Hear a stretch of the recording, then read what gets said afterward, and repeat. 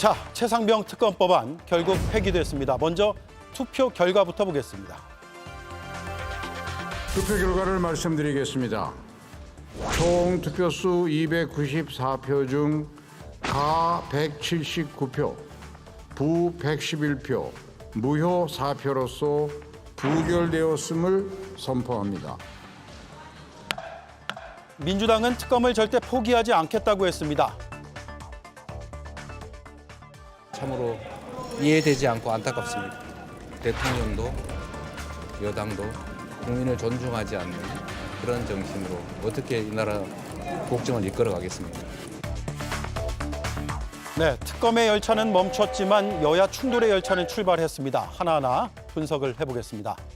오늘도 4명의 해설위원들이 나와주셨습니다. 먼저 김유정 전 민주당 의원, 김재원 전 국민의힘 최고위원, 김형현 조국혁신당 법률특보, 김용남 개혁신당 정책위 의장입니다.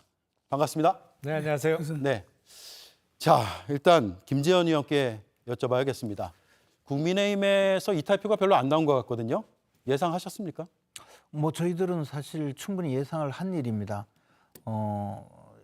산술적으로 보면 그 소신대로 투표하겠다, 나는 찬성하겠다 이런 분이 5분이거든요. 예. 그럼 저는 그분들은 공개적으로 이미 찬성하겠다고 했기 때문에 저는 찬성했으리라고 봅니다. 그러면 반대하거나 기권한 분들, 이분들 숫자를 전체적으로 보면 최소 그 6표 정도 이상이 야권에서 이탈표가 나온 것이 보이거든요. 야권에서요. 예. 그런 상황이기 때문에 제가 보기에는 공개적으로 자신이 그 찬성하겠다는 분들 외에는 전부 반대표를 던지지 않았나라고 생각을 합니다. 예. 김유정 의원 어떻게 생각하십니까? 우선은 예상보다 표차가 적어서 저는 이탈표가 많지 않아서 조금 굉장히 허탈하고 조금 안타까웠습니다. 그리고 결과를 놓고 봤을 때 이제 범여권 표가 115표였는데 그중에서 공개적으로 본인이 찬성하겠다고 한 사람이 5명이었거든요. 그리고 이제 무효표가 9표이기 때문에 그분들이 다 찬성을 찍었다고 가정했을 경우에는 이제 범여권에서 106명 이상이 최소한 106명이 반대표를 던졌다 이렇게 계산이 될 수 있는데 네. 적어도 이제 그 야권의 179명 중에서 민주당 155명은 흔들림이 없었다 이렇게 지금 당에서는 분석을 하고 있어서 민주당은 흔들림이 없었고 예, 다른 나머지 야권에서 이탈표가 나왔을 가능성이 있다. 그 가능성을 열어두고 있는 거죠. 적어도 민주당은 흔들림이 없었다라고 분석을 하고 있기 때문에 그래서 그렇게 분석을 하든 이렇든 저렇든 저희가 당초에는 5명 찬성표 던져줄 거라고 예상했던 안철수 의원 비롯한 5명 더해서 또 박주민 의원도 굉장히 열심히 또 그 국민의힘 의원들을 만나서 설득하고 했는데 예. 8명을 만났다 이렇게 얘기를 했기 때문에 그중에서 1명은 그 찬성해주기로 했다라는 또 얘기까지 들었다고 하니까 이제 그렇게 생각하면 사실 9명에서 10명까지는 우리가 조금 가져올 수 있지 않을까 생각을 했는데 예상보다는 이탈표가 굉장히 적어서 대통령의 그립감이 여전히 남아는 있구나 그렇게 판단하고 있습니다. 자, 지금 야권이 180표가 나올 것으로 예상을 했습니다. 물론 더불어민주당의 이수진 의원이 오늘 불참을 했죠. 그래서 179표가 나올 것으로 예상을 했는데 최소 야권에서 179표가 안 나왔을 가능성을 지금 두 분께서는 말씀을 하고 계시거든요. 물론 민주당에서는 단일 대우가 유지됐다라고 보시는 거고요. 다른 당은 어떻습니까? 조국혁신당도 결과를 좀 놀랍게 보셨죠? 예, 민주당에서 이탈표가 나왔는지 안 나왔는지는 그 누구도 알 수가 없는 것이고요. 적어도 확실한 것은 국민의힘에서 5분들 이하이거나 아니면 그분들 외에는 이탈표가 없었다는 것은 알 수 있을 것 같습니다. 예. 우선 그 점에 대해서는 대단히 유감스럽게 생각하고요. 최재형 의원 같은 경우에는 정부와 여당이 무언가 아직도 감추려고 특검을 거부한다는 정치적 부담에서 벗어나기 쉽지 않을 것이다.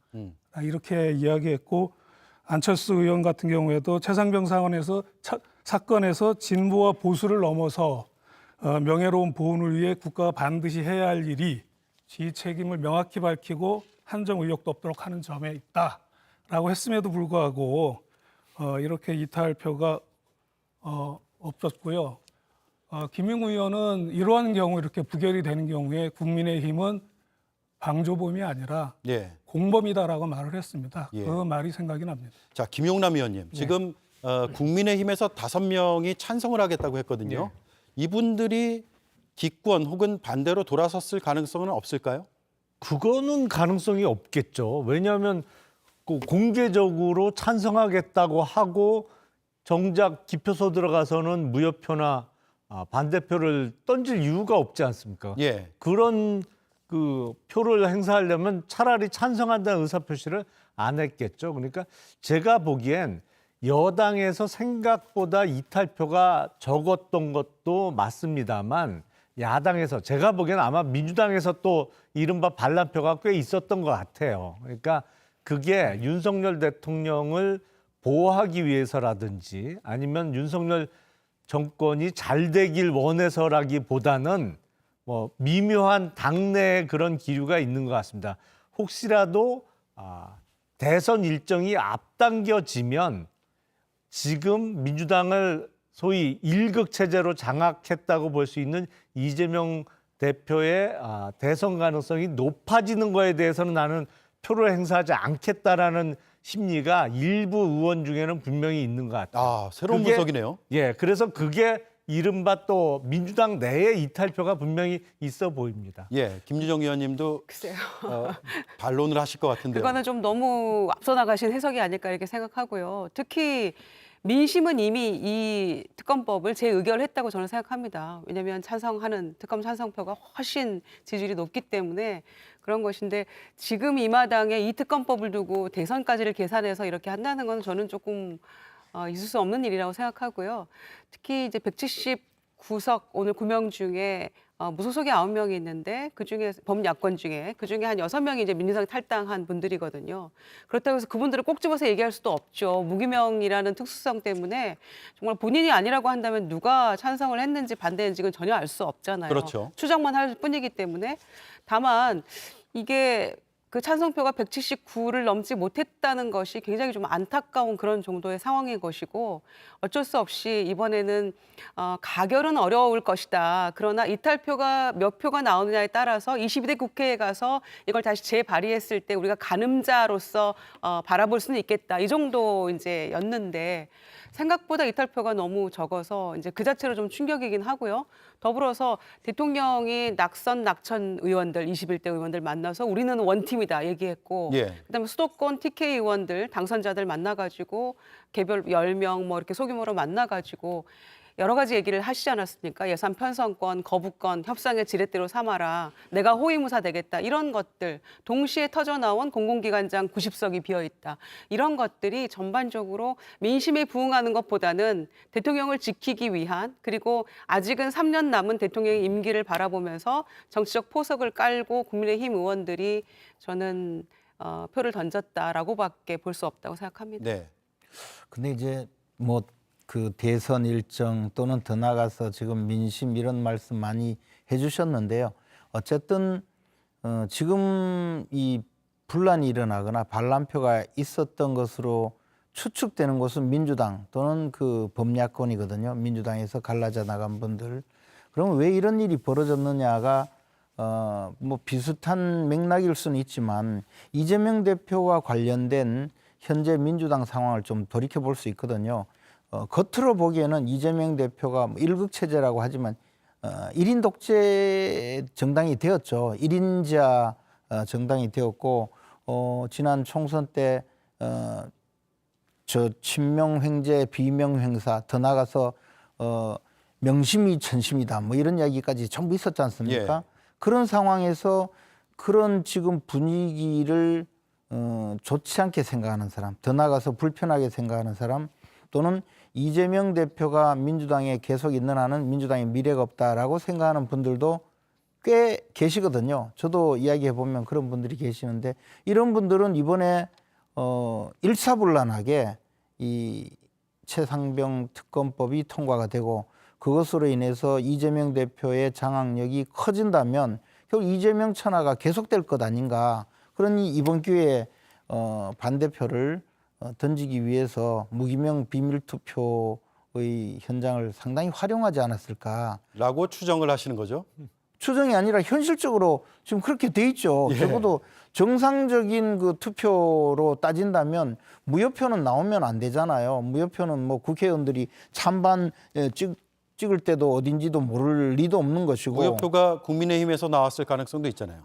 그분들은 어쨌든 제가 보기에 찬성한다고 말씀하시고 무효를 할 리는 없다고 봐요. 그리고 국민의힘에서는 반대를 하는 것이기 때문에 만약 국민의힘에서 무효표를 던졌다면 아예 민주당 의원님들이 반대표를 찍은 거니까 뭐 그거는 뭐 그것과 비슷한데요. 네. 어쨌든 지금 상황에서 분란이 일어나고 반발이 일어나고 또 더 나가서 어떤 당내의 그 조그만한 그 분열의 단초가 보여진 것은 민주당이 아닐까. 그리고 앞으로 그런 분위기는 오히려 점점 커질 수도 있다 이런 생각입니다. 예. 우리가 그 투표 결과 예측하기가 제일 어려운 선거가 원내 선거라고들 얘기하잖아요. 특히 원내에서 이루어지는 투표 행위 중에 오늘과 같이 무기명 투표로 이루어지는 경우, 뭐 얼마 전에 민주당 내에서 의장 후보 선출도 있었습니다만 항상 보면 의외의 결과가 많이 나온단 말이죠. 그거는 바로 한 사람 한 사람 투표를 하는 사람들이 현역 국회의원, 그러니까 정치권의 중앙에 있으면서 이미 몸으로 정치를 많이 경험해 본, 뭐 좀 속된 표현으로 가장 최악의 유권자라고 표현을 합니다만 계산이 상당히 복잡합니다. 그래서 제가 보기엔 야당에서 특히 민주당 내에서 이탈표가 적어도 5표 이상은 그 넘는 이탈표가 있었다고 분석하는 게 맞지 않을까 싶어요. 그렇군요. 자, 근데 제가 좀 화제를 전환하려다가 민주당 측의 반론을 좀 듣고 나서 넘어가야 될 것 같아요.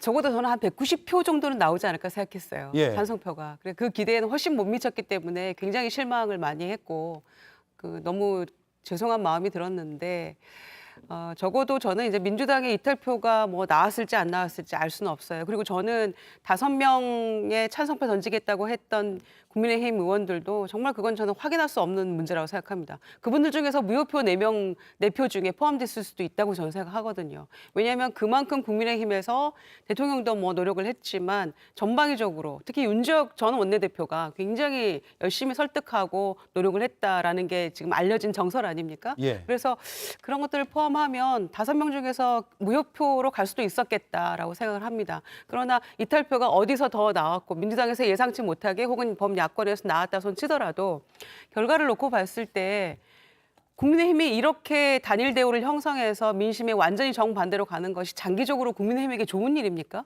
이게 대통령에게 좋은 일입니까? 저는 그렇게 바라봐야 된다고 생각하거든요. 이 문제를. 그래서 22대에 가서는 저희가 뭐 1호 법안이든 최우선적으로 이 부분은 다시 발의해서 노력을 할 텐데 그렇게 했을 때는 지금 21대 구성원하고 22대는 굉장히 많이 다르거든요. 민주당 같은 경우에도. 그래서 이거는 뭐 국민의힘이 지금은 뭐 박수 칠지 모르겠지만 지켜냈다고 대통령을. 이거는 또 다른 더 큰 문제가 야기되는 것이고 22대에서는 저는 이 문제는 반드시 해결될 수 있다라고 생각합니다. 예.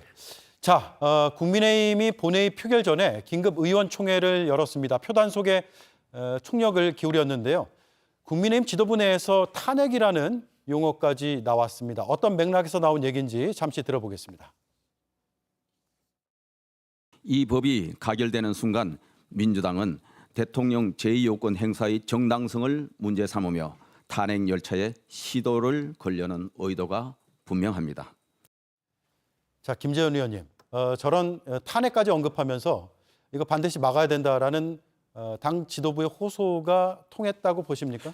뭐 그런 것은 당연히 일정 부분 영향이 있을 거라고 생각합니다. 사실 국민의힘 내에서 지금 보수진영 전체에서 과거 박근혜 전 대통령의 탄핵이 옳든 그르든 그 탄핵의 이 상처 또 탄핵으로 빚어진 이 보수진영 분열의 그 후유증은 엄청났거든요. 그리고 그것이 오늘날까지도 완전히 치유되지 않은 상태에 있기 때문에 사실 탄핵이라는 이야기 자체는 보수 진영 내지 국민의힘에서 씻을 수 없는 마음의 상처이죠. 그리고 그분 그 탄핵에 찬성했던 반대했던 그 여파는 여전히 있으리라고 봅니다. 그런데 이번 최상병 특검법은 사실은 민주당에서 주도해서 특검법을 주장하기는 하고 있지만 이게 일반적으로 알려지기는 최상병의 사망 원인을 반드시 찾아내겠다 이렇게 주장하지만 사망 원인을 찾는 수사가 아니라 그 사망 원인을 제기한 그 책임자가 누구냐까지를 수사하는 과정에서 과연 대통령이 개입했느냐 아니냐 이것을 목표로 두는 거 아닙니까?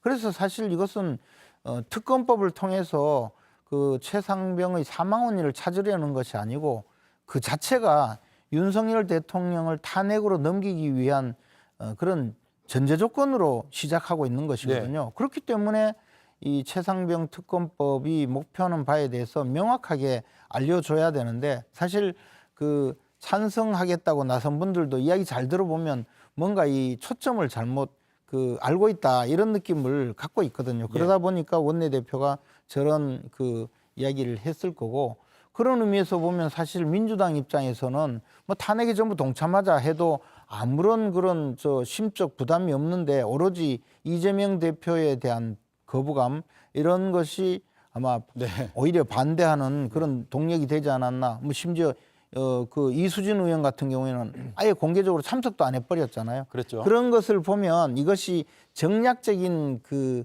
의도에서 출발한 법률이고 이것을 가지고 그 젊은 병사의 죽음에 대해서 죽음을 애도하면서 그 원인을 찾아내고자 하는 그런 법이 아니다. 이것을 아마 그 원내대표 입장에서도 의원들에게 상세하게 좀 알리고 싶지 않았을까 그런 생각이 듭니다. 자, 이게 무기명 투표였잖아요. 근데 제가 궁금한 건 무기명 투표 많이 해보셨을 테니까 본회의장에서 이거 해도 당에서 이렇게 계산을 해가지고 누가 찬성 찍었겠거나 아니면 기권을 찍었다 이렇게 추정해 볼 수 있습니까?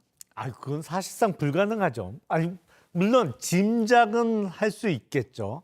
누구누구가 뭐 당론과 반대되는 투표를 하지 않았을까. 이번 같은 경우에 안철수 의원을 비롯한 5명은 공개적으로 찬성표를 던지겠다고 했으니 그분들은 찬성표를 찍었겠죠. 하지만 다른 사람들은 뭐 개인적으로 평소 경험에 의해서 저 사람이 아마도 당론과는 반대되는 투표하지 않았을까 짐작은 할 수 있습니다만 그걸 뭐 색출을 하겠다고 나설 수도 없는 거고.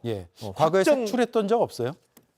시도는 한 적 있습니다만 그러다 말았죠. 뭐 그걸 어떻게 확인하겠어요? 본인이 스스로 얘기하기 전까지. 왜냐하면 국민의힘에서 오늘 오전까지만 해도 5명 외에 더 있을 수도 있다. 최대 한 8명 혹은 9명까지 나올 수 있다라는 그런 이야기도 좀 있었기 때문에 물론 그 지금의 야당에서 주장한 내용이죠. 그래서 이런 당론을 너무 의식해서 혹시라도 이런 그 내가 어떤 표심으로 선택을 했느냐가 혹시라도 당에서 알 수 있지 않을까라는 그런 뭐 당론에 반대되는 두려움이 있지 않았을까라는 추정도 해볼 수 있거든요. 그걸 알 수 있다면 무기명 투표 내지는 비밀 투표 원칙에 위배되는 거죠. 알겠습니다. 정말 그 의원들 중에는 자신이 약간의 의심을 받는다거나 또는 요주의 인물로 주목을 받는 경우가 있을 수 있지 않습니까? 제가 이제 원내 수석 부대표를 할 때 그 표대결을 하면 표단속을 직접 해봤거든요. 그렇게 되면 당시에는 새누리당으로서 국회 과반수를 여당이 점하고 있었기 때문에 여당 의원들만 전원 투표를 해도 통과가 되거든요. 야당이 전체 반대하더라도.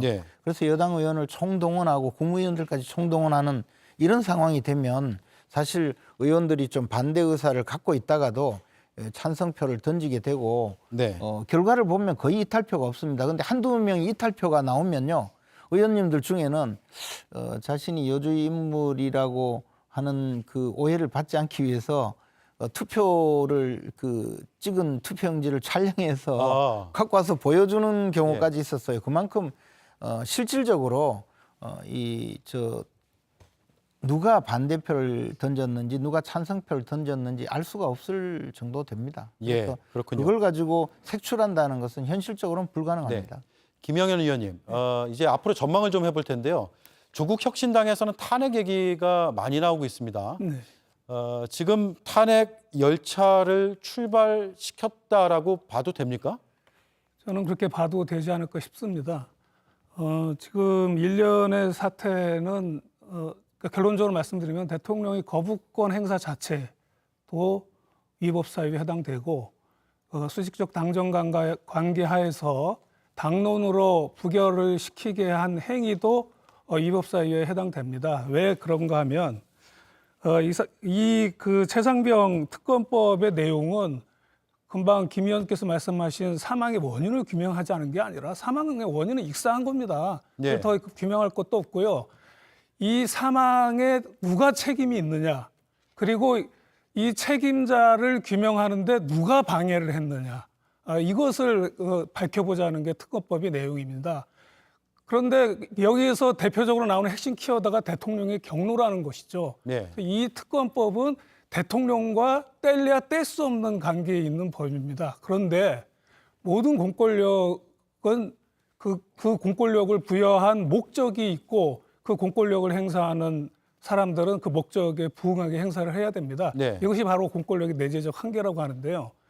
이 부분에 대해서는 헌법재판소에서 명확하게 결정문에서 이야기를 했습니다. 뭐라고 얘기를 하냐면 자신이 속한 계급, 자신과 친분이 있는 세력의 특수한 이익 등으로부터 독립하여 국민 전체를 위하여 공정하고 균형 있게 업무를 수행할 의무가 있다. 그리고 합헌적이고 정당한 법령에 따른 공권력의 행사라고 할지라도 그것이 본래의 목적을 벗어나 합리적 이유 없이 자의적으로 행사된다면 그러한 공권력 행사는 위법한뿐만 아니라 위헌적인 공권력 행사다. 네. 이렇게 이야기를 했습니다. 예. 자, 잠깐만요. 그 얘기보다 이제 앞으로의 전망 중에서 제가 지금 더 궁금한 거는 이거예요. 그러니까 22대 국회에서 특검 법안을 다시 한번 추진하겠다는 거 아니에요? 민주당에서도 그렇고 다른 야권에서도 그런데 의석 분포가 좀 달라졌습니다. 그래서 일단 가결 가능성은 상당히 큰데 그 뒤에 다시 한번 거부권 행사 한다고 하면 그 뒤에는 재표결 뒤 가결 가능성 지금보단 높을까요? 높다고 생각합니다. 저는 높다고 생각하고요. 그리고 지금 이제 애초에 오늘 찬성표 5명 중에서 안철수 의원만 22대로 또 이어집니다. 그런데 지금 국민의힘 당선자 중에서도 이를테면 도봉의 김재섭 당선자도 찬성하겠다고 얘기한 바가 있고요. 아마 추가적으로 더 있을 거라고 저는 생각합니다. 그런데 이제 지금 21대보다는 훨씬 더 저는 그 재의결 시에도 가능성이 높다고 생각하는데요. 그에 앞서서 아까 사망 사건 자체보다는 정치적 정략적인 법이다라는 말씀 김지원 의원님도 하셨는데 예. 이 특검법 내용을 들여다보면요. 이게 정치적 정략적이 아니고 두 가지로 크게 나눠집니다. 하나는 사망 사건 자체에 대한 수사. 두 번째가 수사 방해나 은폐 의혹에 대한 수사 두 가지입니다. 그러니까 전혀 이 그 순직 자체에 대한 내용 없이 무슨 은폐와 이거에만 집중하는 거냐, 그러니까 정치적 정략적인 법 아니냐 이렇게들 얘기하시는데 전혀 그렇지 않다는 말씀드리고요. 저는 이제는 22대 그 원내 구성원들도 21대하고는 또 달라졌습니다. 예. 그랬기 때문에 저는 22대에는 훨씬 더 가능성이 높아졌다고 생각하고요. 그리고 지금 이 거부권을 또다시 대통령이 행사했을 경우에 총선 결과를 놓고 대통령이 과연 민심에 이렇게 부응 안 하면 더 어려워질 것이고 국민의힘도 더 곤란해질 거라고 저는 생각합니다. 지지율도 더 추락할 수 있을 거라고 생각하고요. 그래서 거부권 행사 자체가 훨씬 더 대통령 스스로도 어려워지고 좀 더 숙고하게 되는 그런 상황이 올 거기 때문에 저는 22대 가서는 훨씬 더 가능성은 높아졌다라고 판단합니다. 네. 자, 첫 번째 주제 여기까지만 하고요.